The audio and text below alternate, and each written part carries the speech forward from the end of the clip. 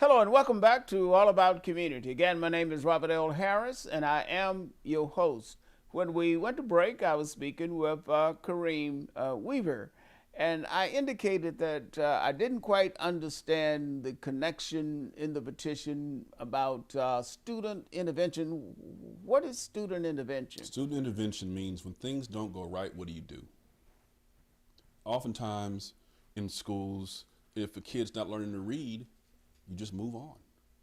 Move on? Move on. Wait a minute. But that doesn't solve the problem. I'm talking about the reality of the situation in schools where you have 25, 30 kids trying to figure things out and you're stressed already. Kid doesn't get it, people move on. Not everybody, but intervention says when a kid doesn't get it, we're going to actually have a structured approach to helping that child. There are interventions embedded inside certain curriculum where they automatically retest kids and they figure out what to do. But if not, the system has to make it its business to ensure that kids don't fall through the cracks. That's all intervention is. There's lots of different programs, Reading 40 and a host of others that do that. And I understand there's some legislation that is pending in the legislature dealing with dyslexia. I believe it's Senate Bill 237. Senate Bill 237, Senator Anthony Portantino, who's head of And what is that all about? Basically, it's a universal screener. He's saying K2, let's screen all the kids in California. The state will pay for it. It's a funded mandate. And what does the screening look like? The screening means that the Department of Education will have to identify what screeners to use, but it just means a quick screener, a quick assessment, so to speak. But it's not a test. It's not something that you can take and get an IEP automatically. But it does say, hey, this kid is at risk for certain things. They're at risk for dyslexia. They're at risk for this or that. And what is dyslexia? Dyslexia is a neurocognitive condition where you process information a certain way that has to be attended to using certain methodologies and techniques. And could that impact reading, learning to read? Absolutely, absolutely. If a child is struggling to read, usually there's something around how they're hearing things. But dyslexia is the formal title for that neurocognitive condition, and it can be attended to. Everybody from Joe Montana to Kobe Bryant to Magic Johnson to Bill Gates to Charles Schwab, to Whoopi Goldberg, to Will Smith, to you name it, Muhammad Ali, these folks, it doesn't mean you're not smart. It just means you think a little bit, you process information a little bit different, and we got to cut that out. We got to stop thinking that our kids aren't smart. We got to disavow that thinking. Our kids can do it. They just have to get the information to the right people and then be attended to. And I understand, if I remember correctly, I believe I was even at the national convention of the NAACP back in 2014, where there was a resolution on that. Is that correct? Absolutely right. So in the national NAACP has a resolution. It was 2014. You're right. It's under the health section. It's considered health, but it says that the NAACP wants to support legislation and considers this a civil rights issue. It called for all students to be screened for dyslexia. Actually, it called for African American students. But it recognizes this is a civil rights issue, and we have to step up and deal with it. And so with that, being a civil rights organization, the hope was that people would then take that and to different states and enact legislation. It's happening around the country, not here in California, and that's what SB 237 is trying to do. So it's finally happening here finally in California. Happened in California, yeah. Also, the state of California NAACP also has a resolution, but the national came out in 2014, and that's partly what Senator Portantino was leaning on to build his resolution, to his bill. You said the state NAACP has a resolution? Yes, in 2019, the state of California NAACP also submitted a resolution and was adopted by the state conference, state California and Hawaii conference on dyslexia as well. And where is that resolution now? Is it supportive of the SB 237? The state conference is still deciding whether or not to reviewing. Reviewing it, and their education committee will determine whether or not to be co-sponsors, what have you, in due time. What's your personal feeling on that? My personal feeling is this is what we've been waiting for. So you think that would be a real benefit? This is the first step. This should be the first step, not the first step act to get kids to prison.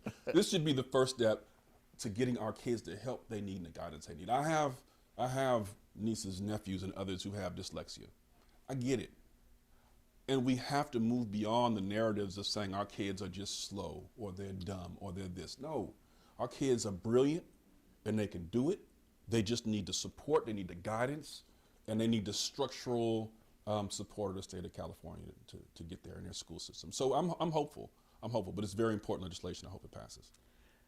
Now, let's talk for a moment about suspension of black students, which has historically been a real issue, not only in California, but across the nation.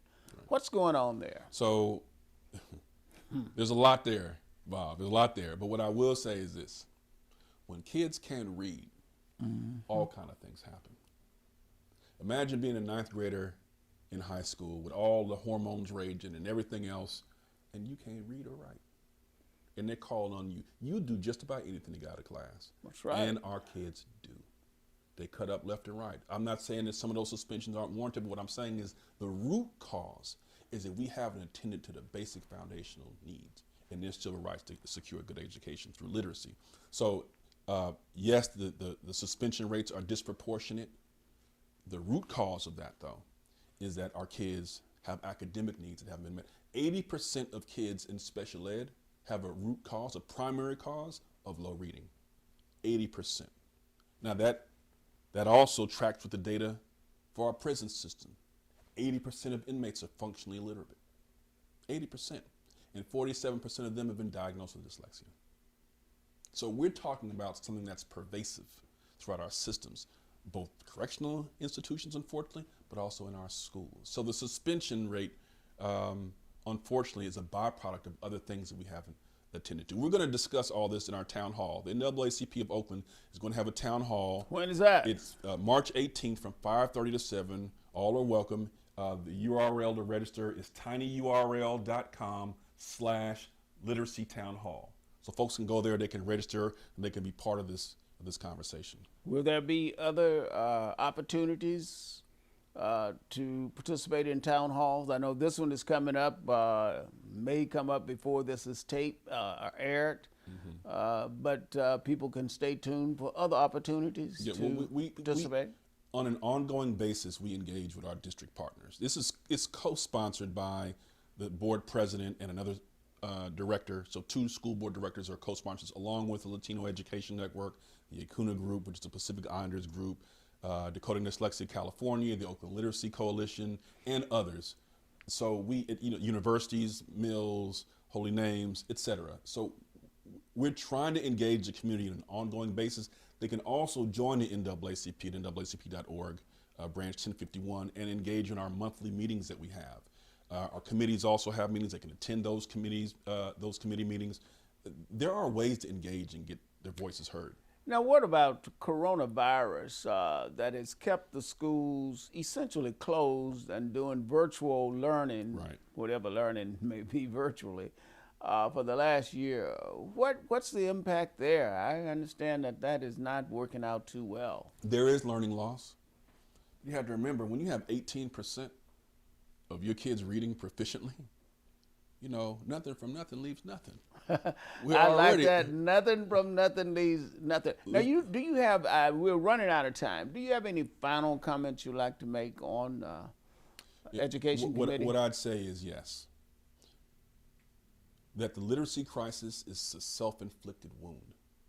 Self-inflicted. That if people would step aside from their ideologies, step away from whatever issues that they come in with, and assume and have an asset lens when it comes to our children, and ensure the systems are in place for our kids to learn, our kids can do it. We're not asking for anything other than what the law says our kids deserve. They deserve high quality curriculum. They deserve prepared teachers. They deserve materials that are aligned with the research, and they deserve to be taught according to the science. And our kids can learn. That's the fundamental thing that we have to always remember. Our children can learn. And never let anybody convince you that they cannot learn. Unfortunately, we are out of time. Kareem, it's been a pleasure having you Likewise. here Glad to be on here. All About Community, because this is what community is about. It's That's about right. our children. And if we don't prepare them for the future, it's like Malcolm X said, education is a passport to our future. And if you don't have a passport, you ain't going nowhere. That's right. So we want to thank you for joining us. My name is Robert L. Harris, and I am your host. Remember this: no matter what you do, when you do it, or how you do it, in the final analysis, it's still going to be all about community. Thank you very much, Kareem Weaver from the Oakland branch of the NAACP, for being my guest. Thank you for joining us.